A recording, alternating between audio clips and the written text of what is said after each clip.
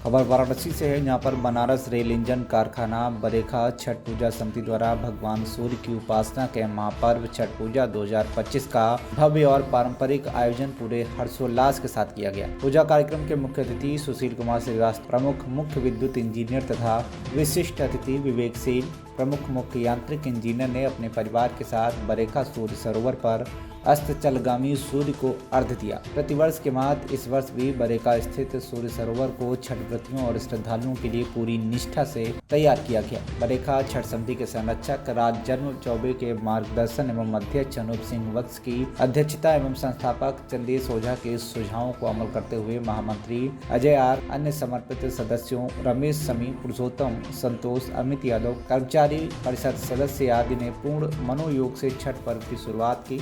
छठ घाट की सफाई, सुरक्षा व्यवस्था, पूजा में अर्घ्य के लिए दूध एवं जल की व्यवस्था के लिए तत्परता से अपनी भूमिका का निर्वहन किया गया। सूर्य सरोवर की साफ सफाई और जल शुद्धिकरण का कार्य युद्ध स्तर पर किया गया। रंग बिरंगी रोशनी एवं सूर्य सरोवर का अलौकिक, आध्यात्मिक एवं मनमोहक दृश्य सभी को हर्षित कर रहा था। इस पावन अवसर पर शाम को सांस्कृतिक कार्यक्रम और छठी मैया के गीतों ने सभी जनों को मंत्रमुग्ध कर लिया। आध्यात्म और समर्पण के इस पर्व पर रात भर 108 बार संगीतमय हनुमान चालीसा का पाठ किया गया।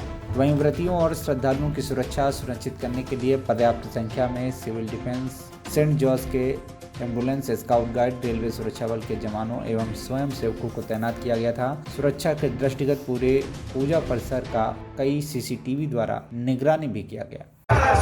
महिलाएं सूर्य सरोवर प्रांगण में बैठी हुई हैं।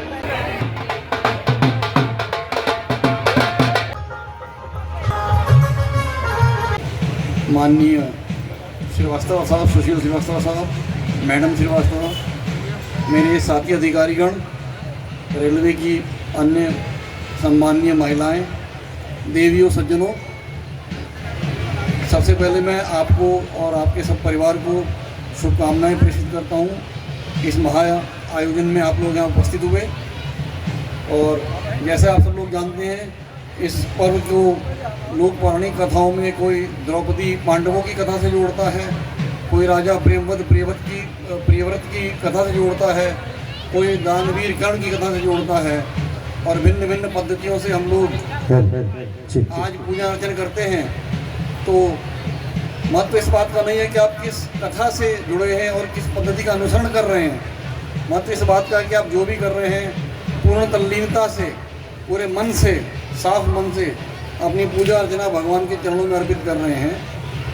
बस आप सबसे मैं यही आह्वान करूंगा कि अपनी तन्मयता के साथ, तल्लीनता के साथ अपनी पूजा अर्चना भगवान के श्री चरणों में अर्पित करें, जरूर स्वीकार होगी। पुनः आप सबको, आपके परिवार को मैं शुभकामनाएं प्रेषित करता हूं। जय। नमस्कार। सर्वप्रथम आज यहाँ पर व्रत में उपस्थित सभी देवियों को नमन। हमारे यहाँ पर उपस्थित साथी अधिकारीगण, कर्मचारी परिषद, उनके परिवार के सदस्य, सभी कर्मचारी तथा उनके परिवार के सदस्य, उपस्थित भाइयों, बहनों और बच्चों, आज हम सभी लोग इस पावन पर्व पर यहाँ एकत्रित हुए हैं और इसके महात्म्य को हमारे संरक्षक महोदय ने बहुत विस्तार से बताया है। सो उसको हम ये समझते हैं कि वैदिक काल से लेके रामायण काल का जो एक जिक्र हुआ था, वहाँ से इस सूर्य उपासना का संदर्भ प्राप्त होता है। रामायण काल में ये सूर्य उपासना सीता मैया ने 6 दिन के लिए किया था। बाद में इसको अभी हम लोग वर्तमान में 4 दिन के लिए करते हैं। तो इन सब चीज़ों से इसका महात्म्य हमें पता है। उद्देश्य हर काल में, जैसे कर्ण की बात बताई, कर्ण ने भी इसकी उपासना की थी। हर काल में, हर चीज़ में ये परिवार के सुख के लिए ये हर समय इस व्रत को रखा गया है। इसका वैज्ञानिक लाभ भी संरक्षक महोदय ने बताया, इस बार मेरे लिए ये चौथा षष्ठी पर्व हुआ है जो मैं चौथी बार इसको यहाँ पर भाग ले रहा हूँ। ये बहुत ही अद्भुत यहाँ का माहौल और हमारी माताओं बहनों का जो डेडिकेशन है इस उपासना के प्रति, इस व्रत के प्रति, वो अतुलनीय है। और मैं आज तो सभी माताएं बहनें देवी तुल्य हैं। हम उनसे उम्मीद करते हैं कि वो हमारे बरेका पे अपना आशीर्वाद दें कि ये इसी तरीके से बढ़ता फलता फूलता रहे।